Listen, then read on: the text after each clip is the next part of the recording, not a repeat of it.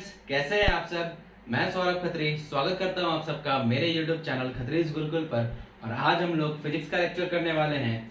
आज हम लोग यहाँ पर हमारा जो टॉपिक चल रहा था फिजिक्स में, that is magnetic effects of electric current, ये चैप्टर चल रहा था हमारा। लास्ट वीडियो में हमने force on a current carrying conductor inside a magnetic field, ये चीज हमने देखा था, ये टॉपिक हमने देखा था वहां पर कि कभी जब भी हम किसी करंट कैरिंग कंडक्टर को किसी भी मैग्नेट के मैग्नेटिक फील्ड के अंदर रखेंगे तो उस कंडक्टर पे कुछ फोर्स लगेगा जिसका डायरेक्शन हम लोग फ्लेमिंग्स लेफ्ट हैंड रूल से डिटरमाइन करते थे। फ्लेमिंग्स लेफ्ट हैंड रूल से डिटरमाइन करते थे। आज हम लोग को यहाँ पर देखना है उसी का एक application, that is electric motor. Electric motor यहाँ पर हम लोग को देखना है जो कि उसी पर बेस्ड है। ठीक है, जो हमने लास्ट टॉपिक देखा था कि force on a current carrying conductor placed inside a magnetic field, उसी पे बेस्ड है ये। ठीक है, इलेक्ट्रिक मोटर।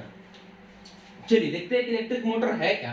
तो इलेक्ट्रिक मोटर एक इलेक्ट्रिकल डिवाइस है, ठीक है, जो कि इलेक्ट्रिकल एनर्जी को मैकेनिकल एनर्जी में कन्वर्ट करने का काम करता है। ठीक है, it is an electrical device which converts electric energy into mechanical energy. ठीक है, पहले हम इसको इलेक्ट्रिसिटी सप्लाई करते हैं, मतलब कि इलेक्ट्रिकल एनर्जी दे रहे हैं, फिर हमको वहां से काम लायक एनर्जी मिलता है, दैट इज मैकेनिकल एनर्जी मिल रहा है, जिसका हम लोग यूज अलग अलग तरह से करते हैं। जैसे कि ड्रिल मशीन में मोटर जो लगा होता है उससे ड्रिल होल करने के लिए उसका यूज करते हैं, तो वो जो मैकेनिकल एनर्जी है वहाँ होल करने में यूज हो गया। जो वाटर मोटर होता है, जो अंडरग्राउंड वाटर को बाहर खींचने के लिए हम लोग जो मोटर का यूज करते हैं वहां पर उसमें वो मैकेनिकल एनर्जी यूज हो गया। तो अलग अलग जैसे कि फैन है उसमें भी मोटर है, तो हम इलेक्ट्रिसिटी सप्लाई कर रहे हैं, इलेक्ट्रिकल एनर्जी दे रहे हैं, तो वो मैकेनिकल एनर्जी में चेंज हो रहा है और फैन रोटेट कर रहा है, तो वहां पर ये एनर्जी कंज्यूम हो गया। तो ये एक इलेक्ट्रिकल डिवाइस है। It is an electrical device which converts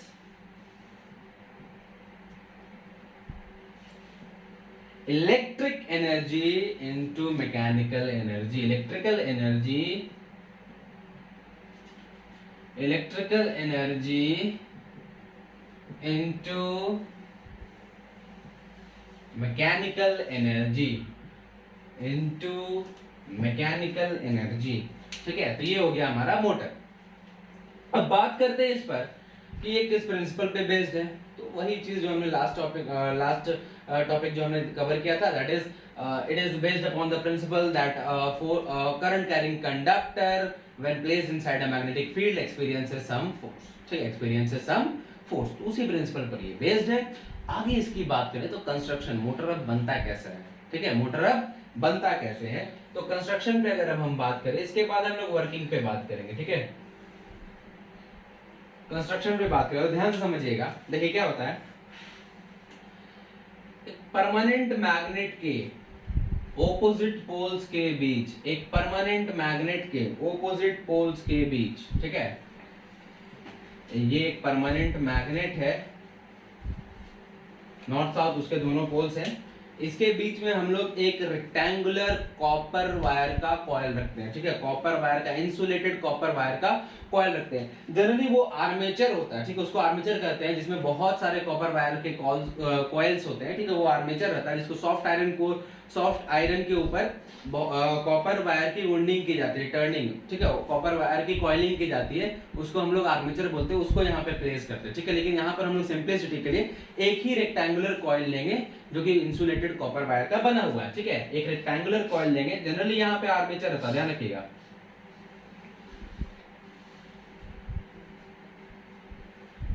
ये ए बी सी डी, ये रहा हमारा रेक्टेंगुलर कॉइल या आर्मेचर इसको कह सकते हैं। ठीक है, रेक्टेंगुलर कॉइल।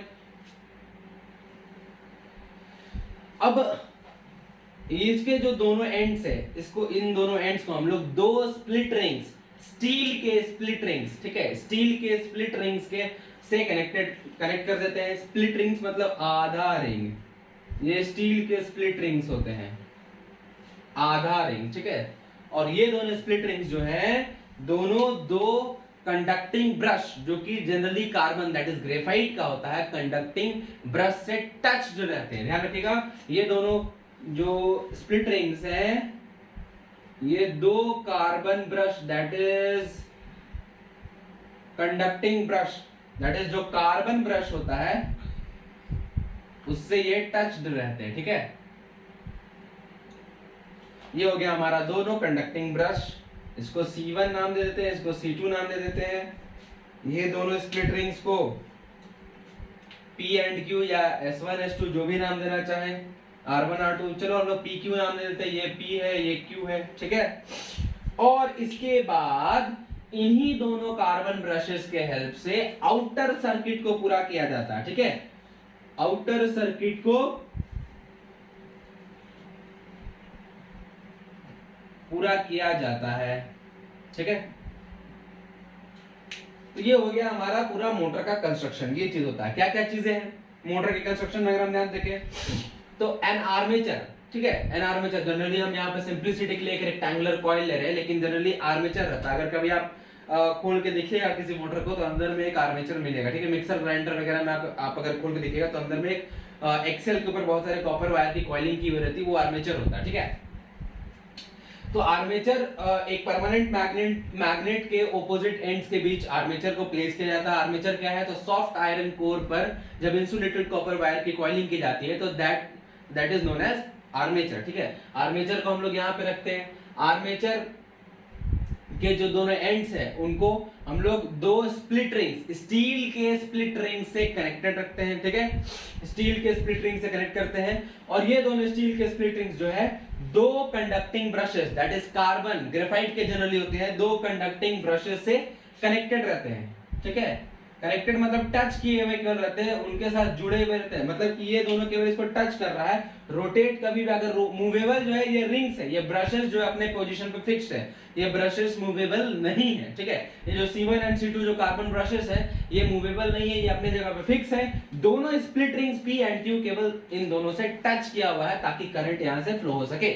और इन्हीं दोनों कार्बन ब्रशेस की हेल्प से एक्सटर्नल सर्किट्स को पूरा किया जाता है, एक्सटर्नल सर्किट को पूरा किया जाता है। तो ये है इलेक्ट्रिक मोटर का कंस्ट्रक्शन, ठीक है। इलेक्ट्रिक मोटर का कंस्ट्रक्शन। अब आगे बात करते हैं कि इसका वर्किंग क्या है। देखिए ध्यान से कैसे ये वर्क करता है, इसको ध्यान से समझिएगा।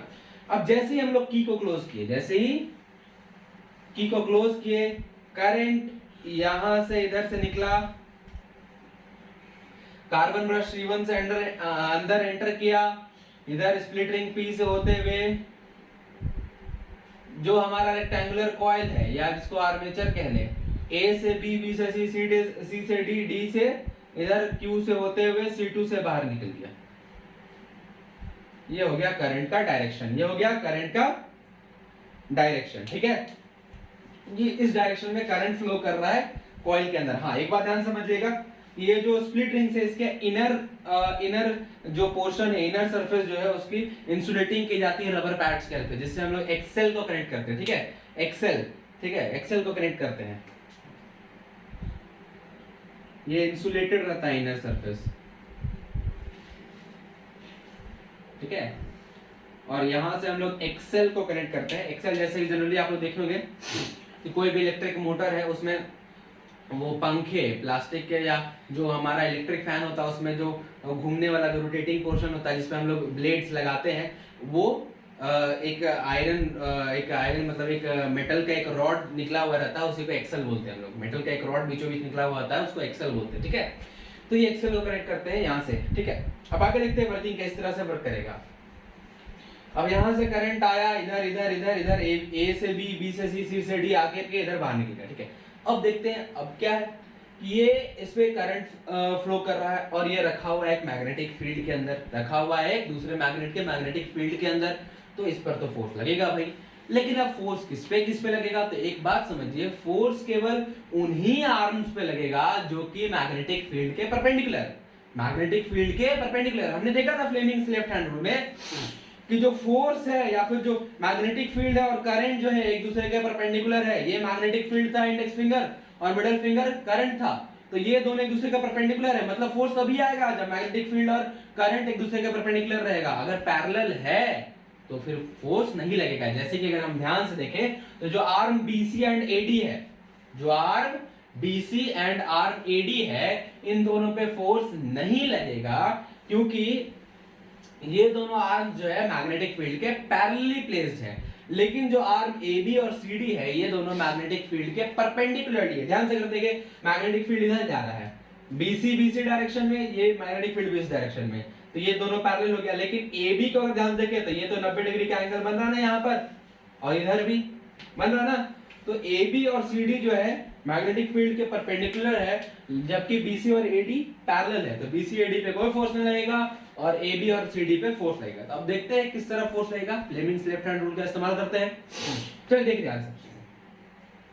AB में करंट का डायरेक्शन ऊपर, ठीक है, मैग्नेटिक फील्ड इस तरफ, मैग्नेटिक फील्ड इस तरफ, करंट का डायरेक्शन ऊपर, मैग्नेटिक फील्ड इस तरफ, करंट का डायरेक्शन ऊपर, मैग्नेटिक फील्ड इस तरफ, फोर्स किस तरफ है, अंदर की तरफ, अंदर की तरफ, मतलब जो AB आर्म है वो नीचे की तरफ जाएगा और CD आर्म इसी के ऑपोजिट होगा, ऊपर की तरफ घूमेगा। देख लेते फिर भी, करंट नीचे, ये मैग्नेटिक फील्ड है, मैग्नेटिक फील्ड इधर से इधर, north to south magnetic field, current नीचे, फोर्स किस तरफ है, बाहर, तो ये जाएगा ऊपर की तरफ, ठीक है।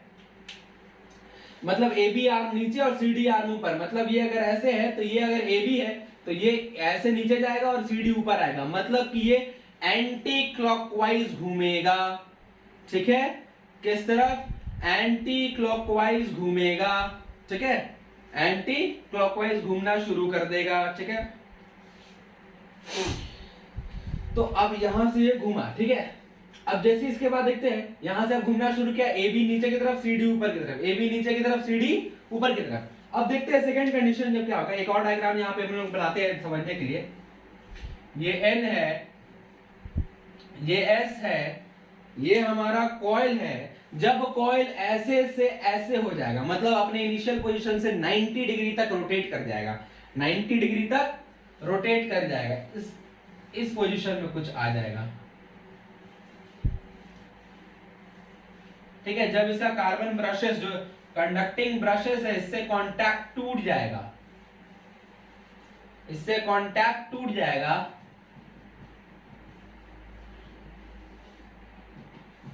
तब जब कांटेक्ट टूट जाएगा तो ये जो कॉइल है, ये जो कंडक्टिंग कॉइल है, इसमें तो करंट का फ्लो होना बंद हो जाएगा, करंट बंद तो फोर्स भी लगना बंद हो जाएगा। तो अभी हमारे हिसाब से क्या है, अभी जब इस पोजीशन पे था तो करंट फ्लो कर रहा था, फोर्स लग रहा था, AB नीचे की तरफ, CD ऊपर की तरफ, मतलब अगर हम इसको AB कंसीडर करें, इस तरफ को CD कंसीडर करें, तो ये ऐसे घूमेगा। अब जैसे 90 डिग्री तक रोटेट किया, ऐसे स्प्लिट रिंग्स और कार्बन ब्रशेस, जो कंडक्टिंग ब्रशेस और स्प्लिट रिंग्स है, उनके बीच कनेक्शन टूट गया, सर्किट ओपन हो गया, करंट का फ्लो रुक जाएगा, करंट का फ्लो रुक जाएगा तो फिर ये करंट का फ्लो रुक जाएगा तो फिर फोर्स भी लगना बंद हो जाएगा। अब जब फोर्स लगना बंद हो जाएगा तो इसको ऐसे ही रुक जाना चाहिए, लेकिन ऐसा होता नहीं है, ये ऐसे वापस घूमता भी है। अभी ऐसे था तो वापस ऐसे घूमता भी है। तो क्यों घूमता है? क्योंकि जब इस वक्त इस पर फोर्स लगा तो इतना मोमेंटम क्रिएट हो गया इसमें कि ये आधे पे जाके कनेक्शन टूटने के बावजूद रुकेगा नहीं, कनेक्शन टूटने के बावजूद रुकेगा नहीं, बल्कि 180 डिग्री तक रोटेट कर जाएगा, 180 डिग्री तक रोटेट कर जाएगा। अब जब 180 डिग्री तक रोटेट कर जाएगा, इसी डायग्राम में देखते हैं, अब जब 180 डिग्री तक रोटेट कर जाएगा यही चीज, तो क्या होगा?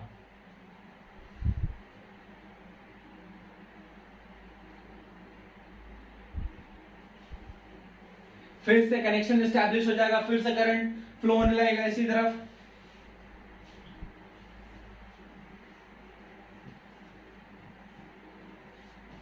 ठीक है। बट अगर आप ध्यान से देखिएगा तो जब ये AB इधर था, CD इधर था इनिशियल केस में, जब ये 180 डिग्री से रोटेट कर जाएगा तो AB इधर हो जाएगा और CD इधर हो जाएगा, AB इधर हो जाएगा, CD इधर हो जाएगा। तो अभी अगर हम कॉइल के अंदर देखें तो करंट का डायरेक्शन है ABCD, इस केस में करंट का डायरेक्शन है कॉइल के अंदर ABCD, इस केस में करंट का डायरेक्शन है DCBA, इस केस में करंट का डायरेक्शन है DCBA, ध्यान देखिए DCBA, ठीक है, DCBA। फिर ये क्या करेगा, फिर अभी क्या होगा, CD आर्म अब इस तरफ आ गया, इस पे करंट ऊपर की तरफ जा रहा है, अब ये नीचे की तरफ जाएगा और AB आर्म ऊपर की तरफ जाएगा, CD आर्म नीचे की तरफ जाएगा, AB आर्म ऊपर की तरफ जाएगा। तो फिर अब ये ऐसे था, इनिशियली ऐसे था, घूमकर ऐसे हुआ, घूमकर ऐसे हुआ, अब फिर से अब CD नीचे की तरफ जाएगा, AB ऊपर की तरफ आएगा, तो फिर से ये 360 घूमेगा, 360 घूमेगा और वापस से इस पोजीशन में आ जाएगा। 360 घूमेगा और वापस से इस पोजीशन में आ जाएगा, ठीक है। 180 के बाद 270 भी होगा, लेकिन 270 में फिर 90 वाला केस ही होगा, मोमेंटम क्रिएट होगा, वो वापस 360 तक घूम जाएगा और इनिशियली इसी पोजीशन पे आ जाएगा, वापस AB इस तरफ, CD उस तरफ हो जाएगा। फिर से AB पर फिर से कनेक्शन एस्टैब्लिश होगा, फिर करंट फ्लो करेगा, AB नीचे CD ऊपर, फिर 90 डिग्री पे कनेक्शन टूटेगा, लेकिन मोमेंटम की वजह से 180 डिग्री तक रोटेट कर जाएगा, फिर CD इस तरफ आ जाएगा, AB उस तरफ चल जाएगा, CD इस तरफ, AB उस तरफ। ये C1 है, ये C2 है, इस केस में क्या होगा, Q स्प्लिट रिंग Q इधर आ जाएगा, P इस तरफ चल जाएगा, Q का कनेक्शन C1 से हो जाएगा और P का कनेक्शन C2 से हो जाएगा। यहाँ पर P C1 से था, Q C2 से था, लेकिन जब 180 डिग्री से रोटेट कर जाएगा तो Q C1 से कनेक्ट हो जाएगा और P जो है C2 से कनेक्ट हो जाएगा, ठीक है। तो ये बात है। अब वापस से फिर इनिशियल इस पोजीशन पे आ गया, 360 रोटेट होने के बाद फिर से वो अब वापस इसी कंडीशन में आ गया, फिर से AB पे फोर्स नीचे की तरफ, CD पे ऊपर की तरफ, फिर से घूमेगा 90 डिग्री पे, फिर रुके, कनेक्शन टूट जाएगा, करंट का फ्लो रुक जाएगा, फोर्स रुक जाएगा, लेकिन मोमेंटम की वजह से वो 180 डिग्री तक रोटेट कर जाएगा। 180 डिग्री तक रोटेट करेगा तो फिर से इसी केस में आ जाएगा, फिर से कनेक्शन एस्टैब्लिश होगा, फिर से करंट फ्लो करेगा, फिर से ये मूव करने लगेगा। तो इसी तरह से ये रोटेट करना शुरू कर देगा, रोटेट करना शुरू कर देगा। यहां पर एक बात जानने वाला है, जो एनसीईआरटी में क्वेश्चन भी पूछा हुआ है कि what is the role of split rings in electric motor. What is the role of split rings in electric motor. तो स्प्लिट रिंग्स की वजह से ही यहां पर क्या हो रहा है, करंट का डायरेक्शन चेंज हो रहा है, और पहले जिस आर्म पे ऊपर की तरफ फोर्स लग रहा था और जिस आर्म पे नीचे की तरफ फोर्स लग रहा था, 180 डिग्री है, यानी हाफ रोटेशन के बाद उस आर्म पे फोर्स का डायरेक्शन भी रिवर्स हो गया। पहले AB नीचे CD ऊपर जा रहा था, 180 डिग्री रोटेशन के बाद ये है 180 डिग्री का रोटेशन के बाद, मतलब आधा रोटेशन के बाद CD नीचे जाने लगा, AB ऊपर जाने लगा। पहले AB नीचे था, CD ऊपर, आधा रोटेशन दैट इज 180 डिग्री तक रोटेट करने के बाद CD नीचे, AB ऊपर। तो यही काम करता है स्प्लिट रिंग, यही काम करता है। स्प्लिट रिंग क्या करता है कि जो कंडक्टिंग कॉइल है उसमें करंट के डायरेक्शन को रिवर्स कर देता है, जिससे आर्म से जो फोर्सेस लग रहे थे उनका डायरेक्शन भी रिवर्स हो जाता है, और जो कॉइल है वो कंटिन्यूअसली रोटेट करता है, कंटिन्यूअसली रोटेट करता है, ठीक है। तो इस वजह से स्प्लिट रिंग्स को जो ऐसे जो भी कंपोनेंट्स होते हैं जो करंट के डायरेक्शन को रिवर्स करने का काम करते हैं उनको कम्यूटेटर कहते हैं, ठीक है। तो यहाँ पे जो स्प्लिट रिंग्स जो हैं वो कम्यूटेटर की तरह बिहेव कर रहे हैं, ठीक है, कम्यूटेटर का रोल प्ले कर रहे हैं। स्प्लिट रिंग्स क्या कर रहे हैं, कम्यूटेटर का रोल प्ले कर रहे हैं। स्प्लिट रिंग्स की वजह से ही कंडक्टिंग कॉइल में करंट का डायरेक्शन रिवर्स हो रहा है, जिससे कि जो आर्म से जो फोर्सेस लग रहे थे, AB और CD आर्म से जो फोर्सेस लग रहे थे उनका डायरेक्शन भी रिवर्स हो रहा है। पहले AB नीचे जा रहा था, CD ऊपर जा रहा था, आधा रोटेशन के बाद CD नीचे जाने लगा, AB ऊपर जाने लगा।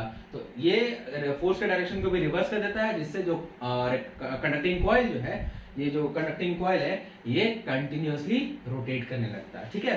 तो ये होता है इलेक्ट्रिक मोटर का पूरी तरह से, एक तरह से बात करें तो पूरा इलेक्ट्रिक मोटर का ये कॉन्सेप्ट हो गया, जहां पर हमने क्या क्या देखा, इलेक्ट्रिक मोटर है क्या, पहले वो देखा कि ये एक इलेक्ट्रिकल डिवाइस है जो कि इलेक्ट्रिकल एनर्जी को मैकेनिकल एनर्जी में चेंज करता है। फिर हमने देखा कि इसका कंस्ट्रक्शन क्या है, तो इस तरह से कंस्ट्रक्शन है, एक परमानेंट मैग्नेट के ऑपोजिट पोल्स के बीच armature, that is generally armature रहता है, लेकिन अभी हम लोग अपने सिंपलिसिटी के लिए एक कॉपर वायर का रेक्टेंगुलर कॉइल ले रहे हैं ABCD, जिसके जो दोनों एंड्स है वो स्प्लिट रिंग्स से कनेक्टेड है, स्टील के स्प्लिट रिंग से कनेक्टेड है, जिनका इनर सरफेस इंसुलेटेड है। ये दोनों स्प्लिट रिंग्स जो है दो कंडक्टिंग ब्रश जो कि जनरली ग्रेफाइट के होते हैं उनसे टच किए हुए रहता है, ठीक है। ये ब्रश जो है फिक्स्ड होता है अपने पोजीशन पे, ठीक है। ये जो स्प्लिट रिंग्स है ये मूवेबल है, ये ब्रश मूवेबल नहीं है, ये स्प्लिट रिंग्स का केवल टच किया हुआ है, ठीक है, उससे एकदम जुड़ा हुआ नहीं है, कनेक्टेड नहीं है, केवल टच किया हुआ है, ठीक है। और इन्हीं कार्बन ब्रशेस की हेल्प से हम लोग आउटर सर्किट को पूरा करते हैं। वर्किंग में हमने क्या देखा कि जैसे ही की को ऑन करेंगे कॉइल में करंट आएगा, तो जो आर्म मैग्नेटिक फील्ड के परपेंडिकुलर है उस पे फोर्स लगेगा, जो पैरेलल है उस पे फोर्स नहीं लगेगा। तो जो परपेंडिकुलर कौन था, AB और CD, तो फोर्स किस तरह से लगा, AB पर नीचे की तरफ, CD पे ऊपर की तरफ, ठीक है। तो ये एंटी क्लॉकवाइज रोटेट करना शुरू कर दिया, एंटी क्लॉकवाइज रोटेट करना शुरू कर दिया, ठीक है। तो एंटी क्लॉकवाइज रोटेट करना शुरू कर दिया। तो अब फिर जब आधा रोटेशन कंप्लीट हुआ तो CD इस तरफ आ गया, AB उस तरफ चला गया, तो CD इस तरफ आया तो उस पे फोर्स अब नीचे की तरफ लगने लगा, AB पे फोर्स ऊपर की तरफ लगने लगा, तो फिर वो पूरा घूम गया। इसी तरह से रोटेशन जो है कंटिन्यूअसली होता रहा, रोटेशन कंटिन्यूअसली होता रहा। तो ये है इलेक्ट्रिक मोटर का पूरा कॉन्सेप्ट। अब हम लोग थोड़ा सा एक स्टेप और आगे बढ़ते हैं और एक नए टॉपिक पर जाते हैं हम लोग, जो कि है इलेक्ट्रोमैग्नेटिक इंडक्शन। चलिए देखते हैं।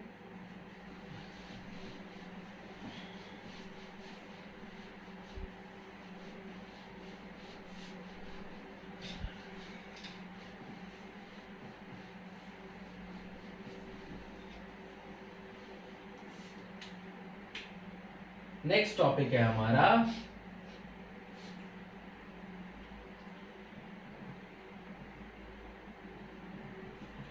इंडक्शन, इलेक्ट्रोमैग्नेटिक इंडक्शन, जिसको हम लोग ईएमआई भी कहते हैं। ठीक है, जिसको हम लोग ईएमआई भी कहते हैं। देखिए अब बातें क्या है, ये क्या है, पहले इस पे जाने से पहले थोड़ा सा हम लोग देख लेते हैं कि इसके बारे में देख लेते हैं थोड़ा। क्या है कि अभी तक हमने जितना भी चीज चैप्टर में देखा है, सब में क्या हो रहा है, इलेक्ट्रिसिटी के हेल्प से हम लोग मैग्नेट बनाने का काम कर रहे हैं। क्या हो रहा है, इलेक्ट्रिसिटी के हेल्प से मैग्नेट बनाने का काम हो रहा है। किसी भी कंडक्टिंग वायर में इलेक्ट्रिक करंट फ्लो करा दो, वो मैग्नेट की तरह बिहेव करने लगेगा। तो यहाँ पर पहले इलेक्ट्रिक करंट आ रहा है, बाद में मैग्नेटिज्म आ रहा है। लेकिन ये जो फेनोमेनन है इलेक्ट्रोमैग्नेटिक इंडक्शन, इसमें क्या होता है, पहले मैग्नेटिज्म होता है, उसकी वजह से इलेक्ट्रिसिटी जो है वो प्रोड्यूस होता है, इलेक्ट्रिक करंट प्रोड्यूस होता है। तो ये वो फेनोमेनन है। इसकी शुरुआत कब हुई, कहां से हुई? तो अब जब शुरुआत में देखिए क्या है, जब बहुत टाइम पहले के जब ये सब डिस्कवरीज चल रही थी, ये सब रिसर्चेस चल रहे थे, तो बहुत समय पहले हमको इलेक्ट्रिसिटी के बारे में भी पता था और मैग्नेटिज्म के बारे में भी पता था। लेकिन ये बात नहीं पता था कि दोनों एक दूसरे से इंटरलिंक्ड है। तो सबसे पहले ये एक चीज ऑर्स्टेड ने फाइंड किया कि इलेक्ट्रिसिटी के हेल्प से मैग्नेट भी आता है। तो जब ये सारी चीजें होने लगी, तो फिर लोगों के दिमाग में ये भी सवाल आया कि अब जब इलेक्ट्रिसिटी के हेल्प से मैग्नेटिज्म आ रहा है, तो क्या मैग्नेटिज्म के हेल्प से इलेक्ट्रिसिटी आ सकता है? मैग्नेटिज्म के हेल्प से इलेक्ट्रिसिटी आ सकता है? तो इसका भी आंसर एक्सीडेंटली ही पता चला, और सबसे पहले इसको फाइंड करने वाले थे, डिस्कवर करने वाले थे माइकल फेराडे। उनसे भी एक्सपेरिमेंट थोड़ा मिस्टेक से हो गया, एक्सीडेंटली एक्सपेरिमेंट हो गया। ठीक है, उन्होंने इस चीज को ऑब्जर्व किया एक्सीडेंटली कि जब कोई बार मैग्नेट एक कंडक्टिंग कॉइल, ठीक है, बार मैग्नेट जब कोई कंडक्टिंग कॉइल की तरफ गिर रहा होता है या कंडक्टिंग कॉइल को रीच कर रहा होता है, तब कंडक्टिंग कॉइल में इलेक्ट्रिक करंट प्रोड्यूस होता है। ठीक है, कंडक्टिंग कॉइल में इलेक्ट्रिक करंट फ्लो होने लगता है। ठीक है, इस चीज को उन्होंने एक्सीडेंटली ऑब्जर्व किया। ठीक है, क्या ऑब्जर्व किया कि जब भी किसी कंडक्टिंग कॉइल में एक बार मैग्नेट कंडक्टिंग कॉइल को रीच कर रहा हो, ये N है, ये S है, ये इसको रीच कर रहा हो, तो इसमें जो है वो इलेक्ट्रिक करंट फ्लो होने लगा। ये उन्होंने एक्सीडेंटली ऑब्जर्व किया। अब जब ये ऑब्जर्व किया, तो पहले तो क्या होता था कि बार मैग्नेट इस कंडक्टिंग कॉइल को रीच कर रहा था, लेकिन फिर उन्होंने क्या किया, अब मैग्नेट को वहां से उठाया। ठीक है, ये मैग्नेट जो अब कॉइल के पास जाके गिर गया, तो अब मैग्नेट को उन्होंने उठाया। जब वो मैग्नेट को दूर ले जा रहे थे, ठीक है, कंडक्टिंग कॉइल से दूर ले जाते हैं, ऊपर की तरफ ले जाते हैं, तो फिर से इलेक्ट्रिक करंट आया। जब दूर ले जा रहे थे तो भी इलेक्ट्रिक करंट आया। जब वो बार मैग्नेट जो है कंडक्टिंग कॉइल को रीच कर रहा था, तब भी इलेक्ट्रिक करंट आया। उन्होंने इस चीज को ऑब्जर्व किया। फिर उन्होंने क्या किया, कंडक्टिंग कॉइल के पास ले जाके मैग्नेट को रोक दिया, तो देखा कि कोई करंट नहीं आया। तो उन्होंने यहां से ये कंक्लूजन निकाला कि करंट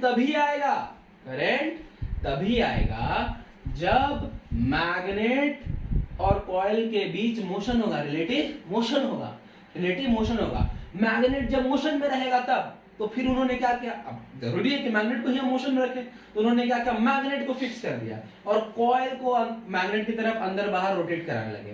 तो फिर उन्होंने यही चीज ऑब्जर्व किया, अगर मैग्नेट को फिक्स कर रहे हैं, कॉइल को मैग्नेट की तरफ ले जा रहे हैं, तो भी इलेक्ट्रिक करंट आ रहा है कॉइल में, और अगर हम कॉइल को मैग्नेट से दूर ले जा रहे हैं, तो भी इलेक्ट्रिक करंट आ रहा है कॉइल में। लेकिन अगर कॉइल को मैग्नेट के पास ले जाकर रोक दिए, ठीक है, सो रेस्ट में ले आए, तो फिर इलेक्ट्रिक करंट आना बंद हो गया।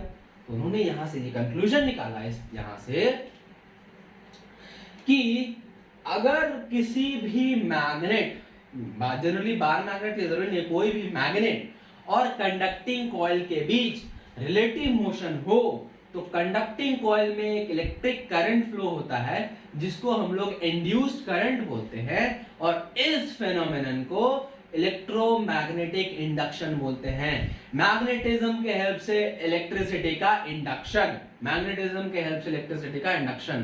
तो it is the phenomenon, electromagnetic induction क्या हो गया? It is the phenomenon in which an electric current is induced in a conducting loop whenever there is a relative motion between a magnet and a conducting loop, ध्यान रखिएगा, relative motion बहुत जरूरी है। ये चीज फैराडे ने observe किया कि जब भी मैग्नेट या कॉइल दोनों में से कोई एक मूव कर रहा है तभी इलेक्ट्रिक करंट कॉइल में फ्लो कर रहा है, और अगर दोनों का दोनों रेस्ट में आ गया, दोनों के दोनों रुक गए, दोनों के मूवमेंट बंद हो गए, तो करंट का फ्लो भी बंद हो गया। ये चीज फैराडे ने ऑब्जर्व किया, ठीक है। तो उन्हीं ऑब्जर्वेशंस के बेसिस पर फैराडे ने ये कंक्लूजन निकाला था इलेक्ट्रोमैग्नेटिक इंडक्शन को लेकर कि whenever, या फिर it is a phenomenon, लिखते शुरू करते हैं, whenever there is relative motion कहने का क्या मतलब है? तो इसमें कहने का ये मतलब है कि या तो कॉइल मोशन में रहे या मैग्नेट मोशन में रहे या दोनों मोशन में रहे, एक दूसरे के रिस्पेक्ट में, ठीक है, एक दूसरे के रिस्पेक्ट में, एक दूसरे के डायरेक्शन में, ठीक है। या तो मैग्नेट मोशन में रहे, कॉइल रेस्ट में रहे, या कॉइल मोशन में रहे, मैग्नेट रेस्ट में रहे, या दोनों के दोनों मोशन में रहे, दोनों के दोनों रेस्ट में नहीं रहने चाहिए, ठीक है। तो whenever there is relative motion between a magnet and a conducting coil, a current flows through a conducting coil, the conducting coil.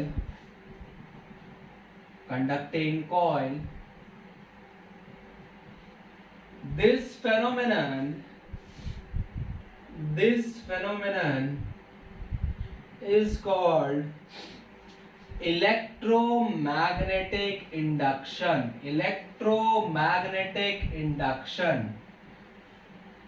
And the current is called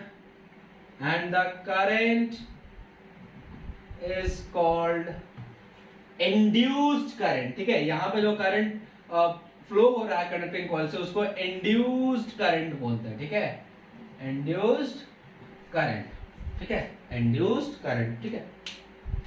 तो ये चीज होता है इलेक्ट्रोमैग्नेटिक इंडक्शन, ये फेनोमेनन होता है, ठीक है। तो आज हम लोग यहीं तक रखते हैं, ठीक है, इस वीडियो में हमने काफी सारी चीजें बात की, ठीक है। सबसे मेन इंपॉर्टेंट तो हमने ये देखा कि इलेक्ट्रिक मोटर क्या है, उसका वर्किंग क्या है, कंस्ट्रक्शन क्या है, वो चीजें हमने देखा, और एक extra topic that is electromagnetic induction ले लिया। नेक्स्ट वीडियो में हम लोग इलेक्ट्रोमैग्नेटिक इंडक्शन के कॉज को देखेंगे, मतलब क्यों इलेक्ट्रोमैग्नेटिक इंडक्शन होता है, उसके पीछे का रीजन क्या है, क्या साइंस है इसके पीछे का, ये देखेंगे। और इसी का एक खूबसूरत सा एप्लीकेशन देखेंगे दैट इज इलेक्ट्रिक जनरेटर, जिसको इलेक्ट्रिक डायनेमो भी बोलते हैं, ठीक है, इलेक्ट्रिक जनरेटर। तो वो क्या है, किस प्रिंसिपल पे बेस्ड है, कैसा कंस्ट्रक्शन है, क्या वर्किंग है उसका, वो सब चीज हम लोग वहां पे देखेंगे, ठीक है।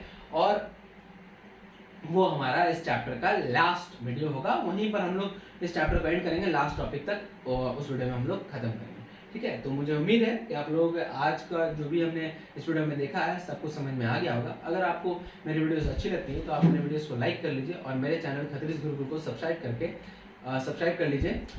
तो मिलते हैं आप लोगों से एक नए वीडियो लेक्चर में, तब तक के लिए थैंक यू।